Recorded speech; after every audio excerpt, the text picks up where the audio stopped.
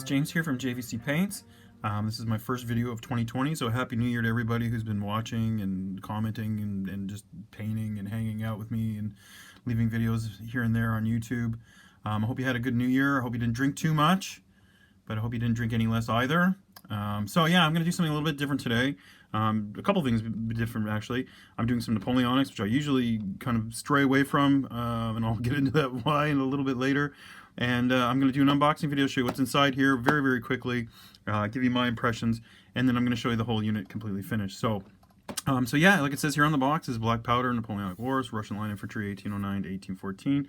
There are 24 hard plastic and metal miniatures in here, 20 of which are hard plastic, 4 of which are metal, which is basically the command stand. So let's take a look inside, see what we got here. I've already cut the shrink wrap off because of the glare on the box. So let's open the box up and see what we get inside. I'm trying to do this one-handedly, which is a lot more difficult than you'd imagine. Okay, so here we go. First, let's start with the frame. So you get 4 of these frames. They're all identical. That's the back, as you can see here. You get for the musketeers, you get 4 different heads, 2 shakos, and 2 of the covers. And then you get the grenadiers on the side here, and you get basically 4 of the same sort of packs. And these are the backs of the guys. They're pretty standard, bog standard for the black powder that Warlord Games brings out. Let's see the other side here. We'll flip it over. And so here's the front, as you can see. I'll just hold it up real quick. They're all marching, pretty, again, very, very standard for black powder series from Warlord Games. The one thing I've noticed with a couple of these guys beforehand, I'll show you on the sides here. A few of them you can see with this one here and primarily this one here, I guess. The molding down the side isn't that great with the ones that have the really far out front step, these two here. So doing the buttons and things like that down the trousers is a bit of a pain. Other than that, they're pretty good. You also find that sometimes on the same figures here, the buttons on the cuffs are a bit hard to define, especially here you can see on this one here. But yeah, that's the basics here of that stand. You don't get the bases, which is kind of a, you know, come on, seriously. But then again, I guess they are pretty cheap for rank and file troops, so it's not so bad. Let's take a look at real quick at the command pack. Let's see. This was packed by Ronnie. Ronnie, I hope you had a great holiday, and that Santa brought you some great stuff. And well, we'll just pop it open real quick. Here we go. So here you can see we get 4 figures and we get a selection of heads. We just dump that out. Chuck this over there. There's one of the flag flails there. Whoops, here we go. So let's see, you get one standard bearer, a lot of flash on that one, another standard bearer, a lot of flash on that one, the officer, quite a bit of flash on that one, and the drummer, who has also a lot of flash.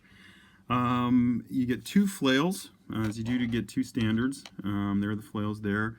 These seem to have a lot of flash on them compared to the bolt action metals that I do.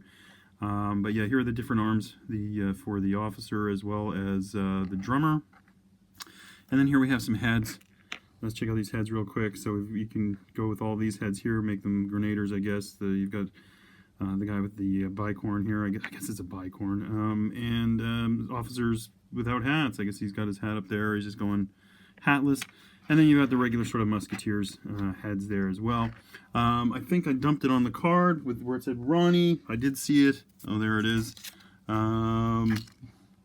You've got 2 standard poles here that are already taped on there.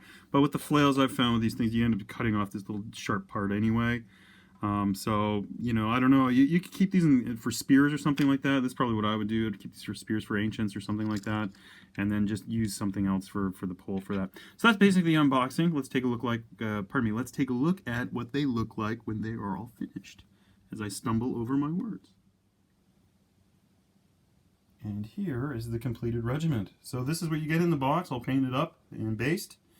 The 4 figures in the center of the command stand are the metal ones, and the figures on either side of them are the plastic ones. For painting, I didn't really get into any research with Osprey or anything like that too much.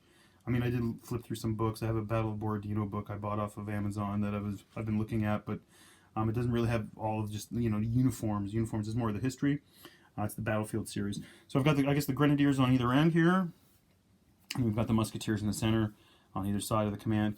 Warlord is kind enough. They give you a two-page or one-page, double-sided pamphlet. One side has a lot of history on it, and the other side it has a lot of standards and a bit of a close-up as to how to paint these guys. So I went with the 1803 Livonian Inspection Unit and the 1803 infantry flag over here. So yeah, they were okay to do. They are cheap. They're about 18 pounds, I think, for the whole regiment. They did have a sale. I got them before the sale, of course. Luck of the Irish, I guess.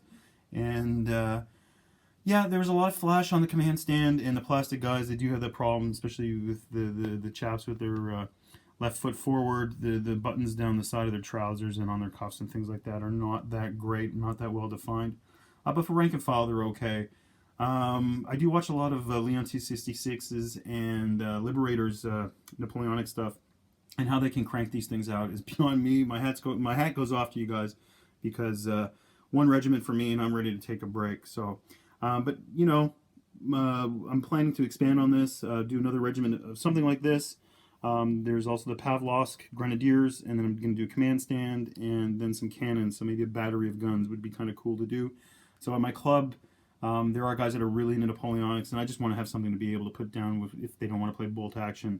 So, but, you know, I'm still wholeheartedly into bolt action. So, thanks for watching. I've got a couple more videos that I want to do here in the next couple weeks.